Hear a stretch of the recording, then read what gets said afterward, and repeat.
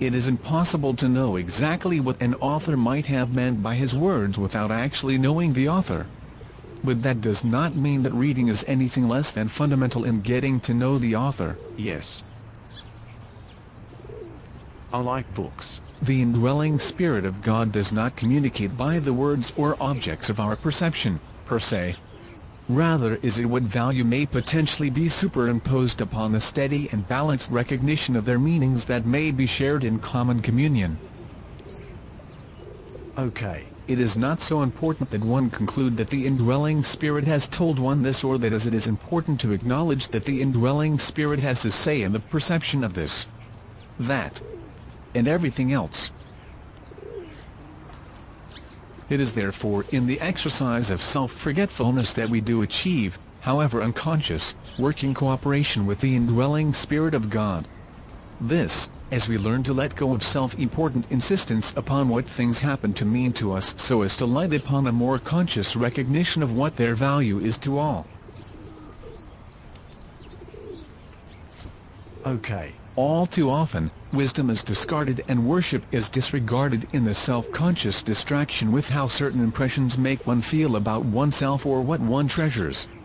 And truth is assessed accordingly. It is only after the fact of the ego's instinctual response to inner impressions in reaction to external stimulus that facts are so consciously arrayed to rationalize one's own judgment and perception. It is for this reason that humility and sincerity are so vital. For it is only through humble recognition that oneself is not the issue, and the sincere dedication to what truly is, that one enters such modes and currents of spiritualizing thought as may be said to be auto-revelational.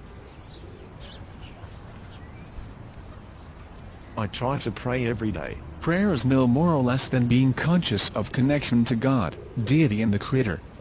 Cognizance of not only having been created, but being a supreme participant in the whole of creation as such. It is the very choice to strive for, attain and remain so conscious of divine mind that evidences the reality of such a transformation, above and beyond what subsequent fruits might be deemed proof to the temporal mind.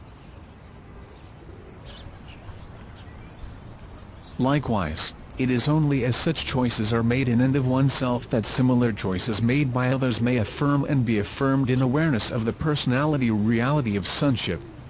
Be it within the context of a given moment or a given lifetime, it is hardly the will of a consciously co-creative faith Son of God to deny that such co-creative capacity exists within the faith of other sons. To exist on such ascending levels of consciousness is not but to pray in words from time to time, but to live prayerfully, such that every thought, word and deed is a prayer to be perceived and received in the spirit of worship.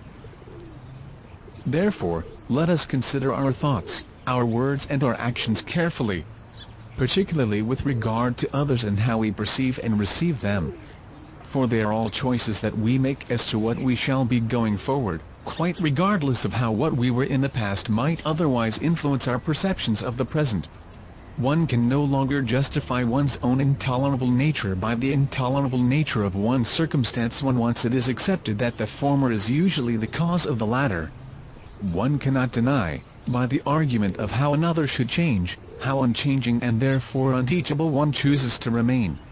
Sonship demands that we transcend the smallness whence we came, that we put down the childish things that we once were about because they were so much about us.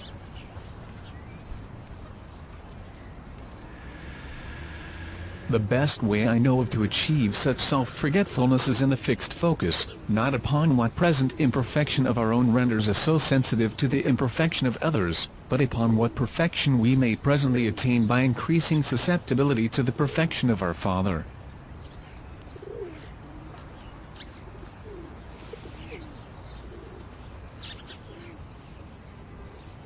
Praise Jesus. Amen to that.